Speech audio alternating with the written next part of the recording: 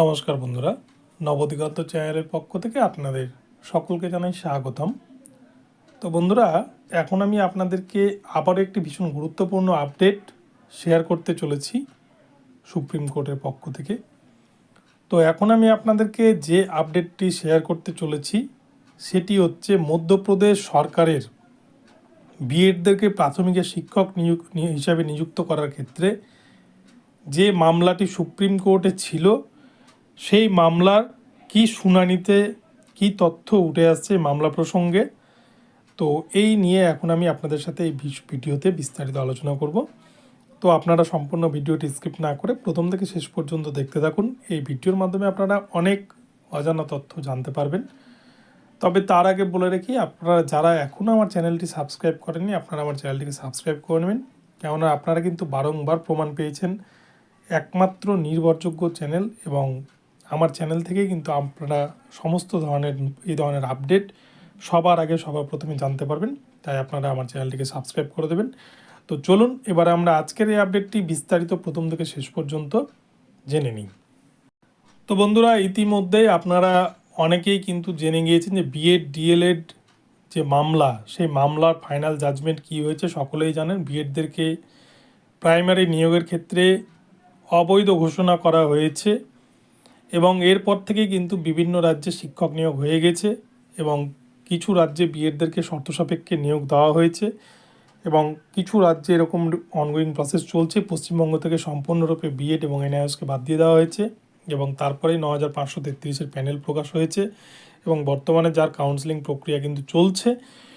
তো এরই মধ্যে কিন্তু আপনারা দেখেছেন মধ্যপ্রদেশ সরকার তারা নিজে লড়ছে যে বিএডদেরকে প্রাথমিকের শিক্ষক হিসেবে যেন অন্তত এই বছরটা, অর্থাৎ যারা ইন্টারভিউ প্রক্রিয়ায় অংশগ্রহণ করেছিলেন তাদেরকে যেন এই কাউন্সেলিংয়ে রাখা যায় এবং তারা যেন শিক্ষক হিসেবে নিযুক্ত হতে পারে। এই বিষয়টা কিন্তু মধ্যপ্রদেশ গভর্নমেন্ট ভেবেছে, এবং তারা এই নিয়ে সুপ্রিম কোর্টে আবার একটি ক্ল্যারিফিকেশন মামলা দায়ের করেছে, যার কিন্তু ডায়েরি নাম্বার হলো 4303/2024।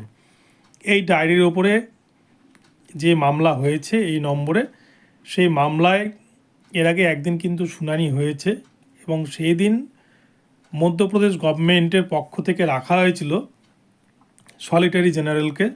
সুপ্রিম কোর্টের যিনি সলিটারি জেনারেল রয়েছেন তাকে রাখা হয়েছিল, এবং এই সলিটারি জেনারেল উপস্থিত থেকে কিন্তু এই মামলার গতিবিধি এবং মামলাটি সম্পর্কে সমস্ত বিষয় পর্যবেক্ষণ করছিলেন। এবং সেই দিন কিন্তু বিচারপতি অনিরুদ্ধ বোস একটি কমেন্ট করেছিলেন যে যারা অলরেডি চাকরি পেয়ে গেছেন তাদেরকে কোনোভাবে ডিস্টার্ব করবে না সুপ্রিম কোর্ট, এবং সেই ক্ষেত্রে অনগোয়িংদের কথাটাও কিন্তু আসতে পারে, এরকম একটা বিষয় তিনি মৌখিকভাবে বলেছিলেন। তবে তিনি এটা বলেছিলেন যে এই বিষয়টি তিনি তার নিজের বেঞ্চ থেকে, অর্থাৎ বিচারপতি সুধাংশু ধুলিয়া এবং বিচারপতি অনিরুদ্ধ বোসের যে বেঞ্চ থেকে বিএড ডিএড মামলার জাজমেন্ট হয়েছিল, সেই বেঞ্চেই কিন্তু এই মামলার, অর্থাৎ মধ্যপ্রদেশ সরকারের যে 4303/2024 এই যে ক্ল্যারিফিকেশন মামলা বিএডদের প্রাথমিকে নিযুক্তি করার, সেই মামলার ফাইনাল জাজমেন্ট করবেন এমনটাই নির্দেশ দিয়েছিলেন।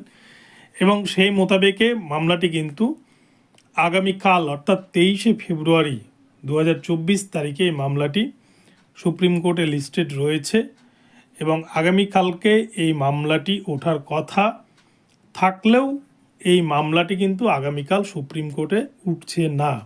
তার কারণ হচ্ছে বিচারপতি অনিরুদ্ধ বোস আগামীকাল সুপ্রিম কোর্টে আসছেন না, তাই কিন্তু এই মামলা আগামীকালকে কোনো মতেই সুপ্রিম কোর্টে উঠছে না।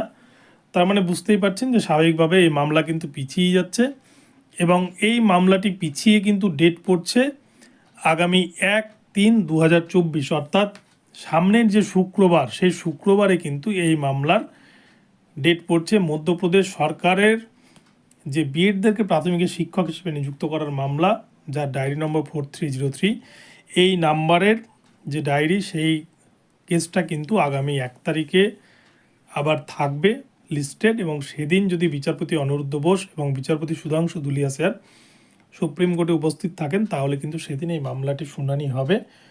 তবে এখানে একটা বিষয় বলে রাখি, বিএডদের পক্ষ থেকে কিন্তু বেশ কিছু বড় বড় উকিল এখানে দাঁড়াচ্ছে এবং তার সাথে সলিটারি জেনারেল কিন্তু নিজে এখানে থাকছেন, তুষার মেহতা স্যার এখানে থাকছেন উপস্থিত এবং তিনি নিজে থেকে এই মামলাটিকে লড়বেন এবং এই মামলাটির গতি প্রকৃতি দেখবেন।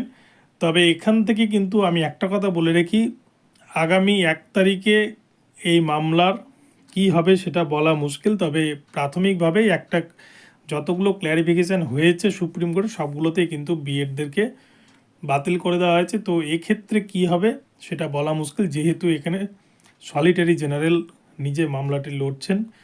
তো সেই দিন অনেক বড় বড় অ্যাডভোকেট থাকছে এবং মামলাটি প্রসঙ্গে কি হয় সেটা বোঝা যাবে। তবে মধ্যপ্রদেশ গভর্নমেন্টের ক্ষেত্রে যদি এই বিএডদেরকে প্রাথমিকে শিক্ষক হিসেবে নিযুক্ত করার অর্ডার দেয় সুপ্রিম কোর্ট, তাহলে কিন্তু সেই ক্ষেত্রে সারা দেশ জুড়ে নতুন করে কিন্তু গেম ঘুরে যাবে এবং নতুন করে আবারও অনেক মামলা সুপ্রিম কোর্টে অনেক ক্ল্যারিফিকেশান মামলা হবে এবং অনগোয়িং প্রসেসে কিন্তু তাহলে রিক্রুটমেন্টের রুলসই চেঞ্জ হয়ে যাবে। তো যাই হোক, সেটা সুপ্রিম কোর্টের দেখা যাবে যে আগামী 1 মার্চে কি হয়। সেদিন কিন্তু অনেক কিছুই হয়তো হতে পারে। যদি অনগোয়িং প্রসেসে বিএডদেরকে রাখে তাহলে কিন্তু পশ্চিমবঙ্গের বিএডরাও এখান থেকে বাদ যাবে না, কেননা একটা রাজ্যে যদি ছাড়পত্র পায় তাহলে কিন্তু একই নিয়মে সুপ্রিম কোর্ট থেকে সমস্ত ক্ষেত্রেই এবং সমস্ত রাজ্যেই সেই ছাড়পত্র পেতে পারে। তো আগামীতে ঠিক হবে যে কী হয় বিএডদের ভাগ্য। তো আমি বলবো যে বিএডদের ভাগ্য কিন্তু এখনই সম্পূর্ণরূপে শেষ হয়ে গিয়েছে এই কথা কিন্তু বলা যাবে না। আগামী কালকে এই শুনানিতে হয়তো সমস্ত কিছু সমাপ্ত হয়ে যেত এবং বিএডদের পক্ষে থেকে যে ক্ল্যারিফিকেশান মামলা মধ্যপ্রদেশ সরকারের, সেইখানেই কিন্তু সমস্ত বিষয়টা ক্লিয়ার হয়ে যেত। এরপরে কিন্তু আর কারো কিছু বলার থাকতো না। কিন্তু যেহেতু কালকে মামলাটা উঠছে না, আগামী 1 তারিখে মামলাটা উঠছে, তাই এক্ষেত্রে কিন্তু আপনাদেরকে আমি বলবো যে আপনারা অপেক্ষা করুন। অপেক্ষা করা ছাড়া কোনো উপায় নেই। এছাড়া সামনে শুক্রবার প্রায় 8 দিন পর কিন্তু এই মামলাটা উঠছে এবং সেই দিনই হয়তো বিএডদের আবার পুনরায় ভাগ্য নির্ধারণ হতে পারে সমস্ত। এবং এই মধ্যপ্রদেশের গভর্নমেন্টের যে মামলা বিএডদের, এই মামলায় কিন্তু হয়তো সারা ভারতবর্ষের বিএডদেরকে পথ দেখাতে পারে, পথ প্রদর্শক হিসেবে কাজ করতে পারে।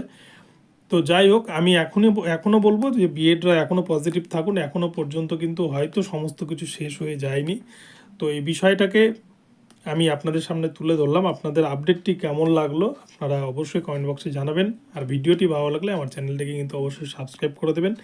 আর প্রতিনিয়ত নতুন নতুন এ ধরনের আপডেট পেতে অবশ্যই আমার চ্যানেলকে আপনারা ফলো করতে থাকুন।